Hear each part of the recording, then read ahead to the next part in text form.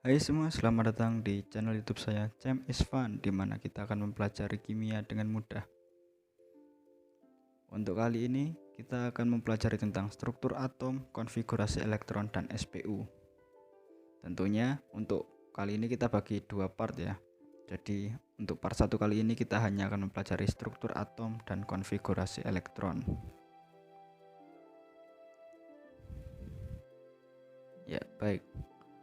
Langsung saja. Pertama-tama adalah teori atom. Teori atom pertama kali dicetuskan oleh seorang filsuf Yunani yang bernama Demokritus. Bisa kita lihat gambarnya ini. Demokritus mencetuskan teori atom dari kata A yang berarti tidak dan tomos yang berarti dibagi. Jadi, atom dapat kita definisikan sebagai bagian terkecil dari suatu materi yang tidak dapat dibagi-bagi lagi. Ya, selanjutnya adalah teori atom Dalton. John Dalton menyebutkan bahwa atom itu seperti bola pecal, yaitu bola yang mampat bagian dalamnya, seperti bola tolak peluru. Selain pernyataan atom seperti bola pecal, John Dalton juga mengemukakan beberapa hal tentang atom, yaitu atom merupakan bagian terkecil dari materi yang tidak dapat dibagi lagi. Yang kedua, atom tidak dapat diciptakan atau dimusnahkan. Lalu, tiap unsur terdiri dari atom sejenis dan berbeda dengan unsur lainnya. Antara atom bisa mengalami pemisahan, penyusunan, atau penggabungan dengan reaksi kimia. Nah, ini adalah model atom Dalton. Bisa kita lihat bulat seperti bola pecal.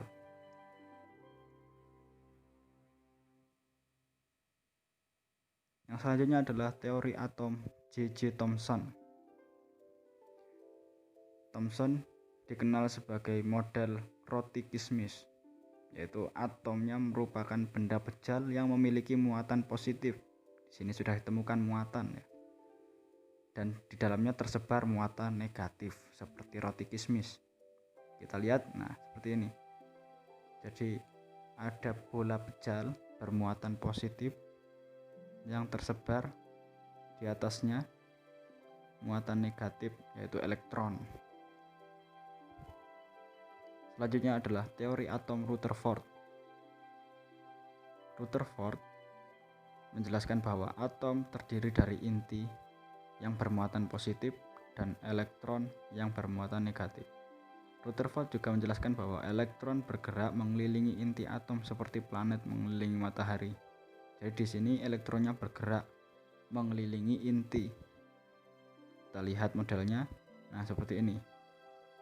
Jadi yang di inti ini terdapat muatan positif. Sedangkan di sekitarnya terdapat elektron yang terus berputar mengelilingi inti. Dan selanjutnya adalah teori atom Niels Bohr. Teori ini adalah perkembangan dari teori sebelumnya, yaitu teori Rutherford. Pada teori atom Niels Bohr ini, Bohr mengatakan bahwa elektron bergerak mengelilingi inti atom pada lintasan atau orbit, atau biasa disebut sebagai kulit, yang memiliki tingkat energi tertentu. Nah, Niels Bohr juga mengungkapkan bahwa elektron itu tidak memancarkan gelombang elektromagnetik dan dapat berpindah dari satu orbit ke orbit lainnya dengan menyerap atau memancarkan energi. Kita lihat ini bentuk model atom Niels Bohr seperti ini. Kalau tadi sebelumnya tidak dijelaskan bahwa lintasan-lintasan itu memiliki lapisan-lapisan, di sini dijelaskan bahwa lintasan elektron memiliki beberapa lapisan. Ada lapisan pertama, kedua, ketiga, dan lapisan keempat, dan seterusnya. Dan selanjutnya adalah teori atom modern. Di sini kita hanya akan mempelajari sekilas saja. Cukup mengenal teori atom modern. Teori ini dicetuskan oleh beberapa ilmuwan. Di antaranya bisa kita ketahui ada Max Planck, di mana ada lagi Louis de Broglie, Lalu ada lagi Wagner Heisenberg yang menyatakan bahwa kebolehjadian menemukan elektron pada jarak tertentu dari inti atom. Lalu ada lagi Erwin Schrödinger di mana elektron dalam atom mengelilingi atom pada tingkat energi tertentu dan pada inti atom terdapat proton dan neutron.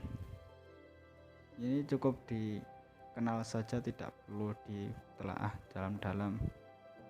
Nah, kali ini kita akan mereview tentang partikel penyusun atom. Ini sudah dijelaskan di video sebulan lalu, video sebelumnya yang nanti akan saya berikan di link deskripsi. Nah, ini kita lihat bentuk dari atom. Ada inti dan ada orbit yang mengitarinya. Penyusun dari atom adalah proton yang bermuatan positif. Bisa kita lihat proton terletak di dalam inti. Lalu ada juga neutron yang tidak memiliki muatan, juga berada di inti, dan elektron yang memiliki muatan negatif. Selanjutnya adalah lambang atom. Lambang ini disebut sebagai notasi atom. Kita bisa mengetahui seperti ini. Jadi X adalah lambang unsur, A adalah nomor massa yang bisa ditemukan dengan penjumlahan proton dengan neutron. Lalu Z di sini yang di bawah merupakan nomor atom, yaitu proton atau elektron dalam keadaan standar. Nah, seperti ini contohnya. Unsur dari kalium. Sini kita bisa mendapatkan informasi protonnya 19, elektronnya 19 dan neutronnya 20. Untuk caranya silahkan bisa dilihat di link yang saya sediakan di deskripsi. Itu adalah link menuju ke video sebelumnya, di mana bisa menemukan proton, elektron, dan neutron. Seperti itu. Selanjutnya adalah istilah dalam atom. Di sini saya akan memberikan 3 istilah yang biasa dikeluarkan, yaitu yang pertama isotop, yaitu maksudnya nomor atomnya sama, seperti yang bisa dilihat di contoh atom karbon yang memiliki beda nomor massa namun memiliki nomor atom yang sama-sama 6.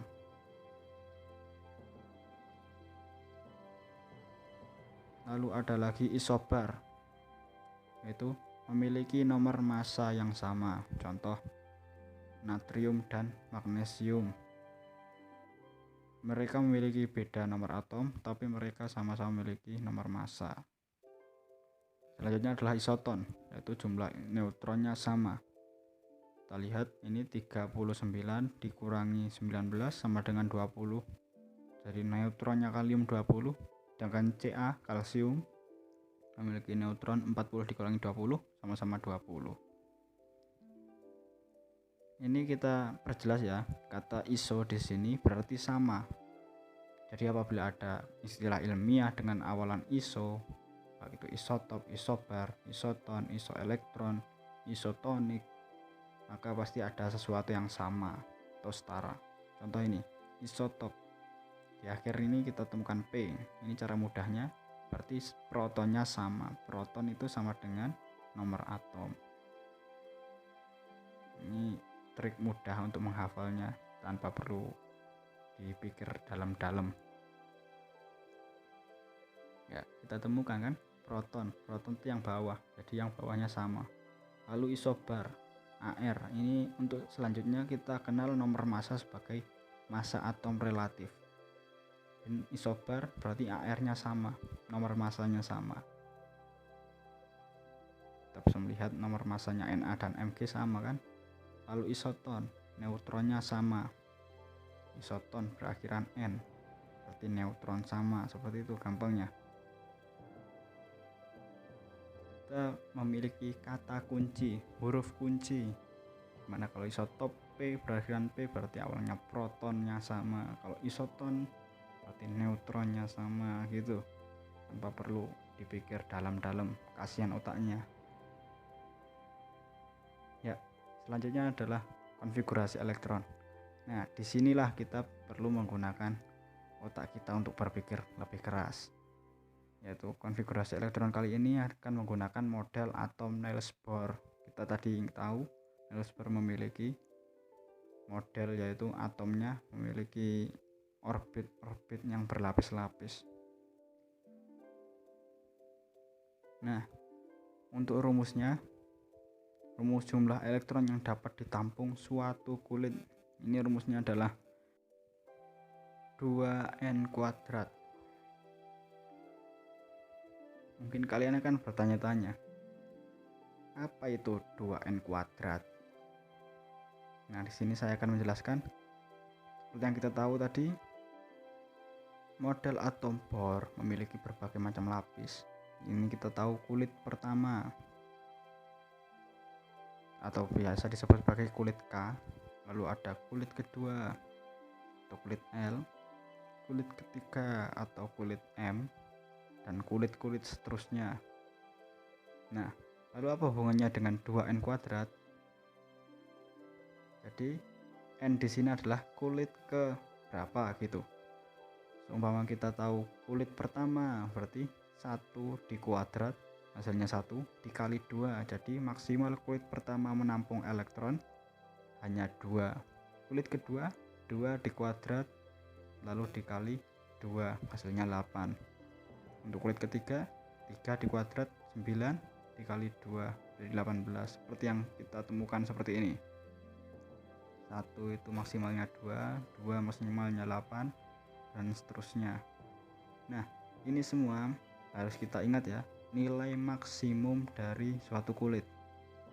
Jadi tidak boleh kulit pertama menampung 5 elektron gitu, tidak bisa.